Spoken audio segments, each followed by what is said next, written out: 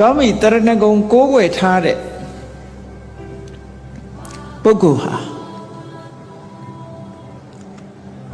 တရဏဂုံကိုစိကတ်ထားတဲ့ပုဂ္ဂိုလ်ဘုရားတရားတန်ခါယရဏသုံးပါးလို့ဆိုတဲ့တရဏကိုကိုယ်ွယ်စိကတ်တဲ့ဥပဒကဥပတိကာမအမျိုးသားအမျိုးသမီးတရဏဂုံကိုးကွယ်တဲ့အကျိုးကျေးဇူးဟာအလွန်ကြီးမားတယ်လို့ပြောတယ်။ဘာဖြစ်လို့တော့ဆိုလို့ရှိရင်မြတ်စွာဘုရားဟာ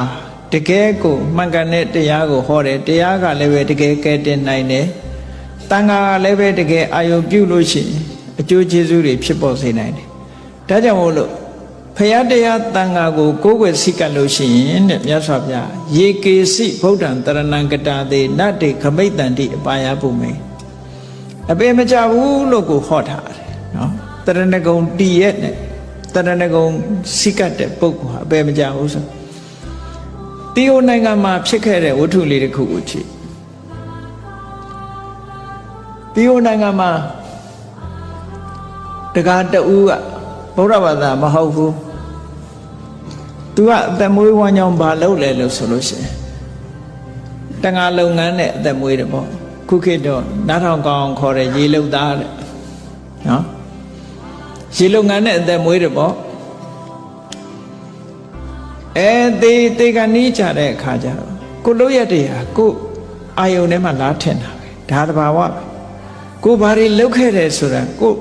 အရိပ်မဲကြီးလို့တေကနီးကြလာပြီးတော့စိတ်ထဲမှာလွှမ်းမိုးနေမှာပဲသူလည်းတေကနီးကြတော့သူလှုပ်လာခဲ့တာငါးတွေဖန်သက်ရောင်ချဒီလိုလှုပ်လာတာဆိုတော့အဲ့ဒီအကုသိုလ်တွေကအရိပ်မဲကြီးလို့လာပြီးတော့လွှမ်းမိုးထားပြီတေလို့ရှိရင်ငရဲကြမှာတေချာနေအဲ့ဒီအချိန်မှာယဟန္တာကြီးတစ်ပါးကဆွမ်းခံရင်းနဲ့အဲ့တကားကြီးတေအံမူးမူးဖြစ်နေတော့တနာလို့ဆိုပြီးတော့ကြွသွားပြီးတော့သူ့ကိုအားပေးစကားပြောပြီးတော့အကိုရမဲ့ဖြစ်နေတဲ့အချိန်လေးမှာမင်းဘဝကူကောင်းအောင်ငါချပေးတာလေးလိုက်ဆိုမလားဆိုပြီးတော့ဗုဒ္ဓံတရဏံကိစ္ဆာမိဓမ္မံတရဏံကိစ္ဆာမိသံဃာတရဏံကိစ္ဆာမိဆိုတာချပေးတာလိုက်ဆိုလိုက်တယ်သံဃာတရဏံကိစ္ဆာမိလည်းဆိုလိုက်ရောမေးကပြုတ်ကျသွားပြီးရှာကလေးသွားတော့မဆိုနိုင်တော့၅ပါးသိလား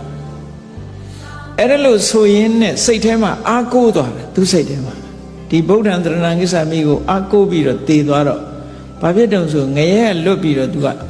ငရဲမရောက်တော့ပဲနဲ့ဘုံမစွတ်နှတ်သွားဖြစ်တယ်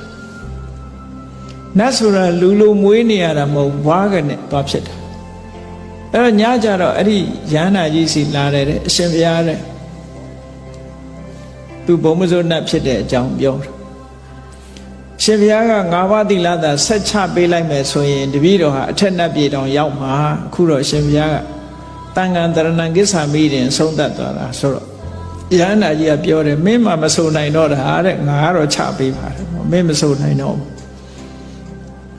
အဲ့ဒါတေဂန်ကြီးမှာကဲတင်လိုက်တဲ့ချက်ဒီလိုကိုကဲနိုင်တယ်လို့ဆိုတာဒါတရားဓမ္မဟာဒီလိုကဲတင်နိုင်တယ်ဒါကြောင့်မို့တရဏလို့ခေါ်တာအဲ့ဒါလိုကဲတင်ခဲ့တဲ့ဝတ္ထုဇာလန်းတွေဟာအများကြီးရှိတာပေါ့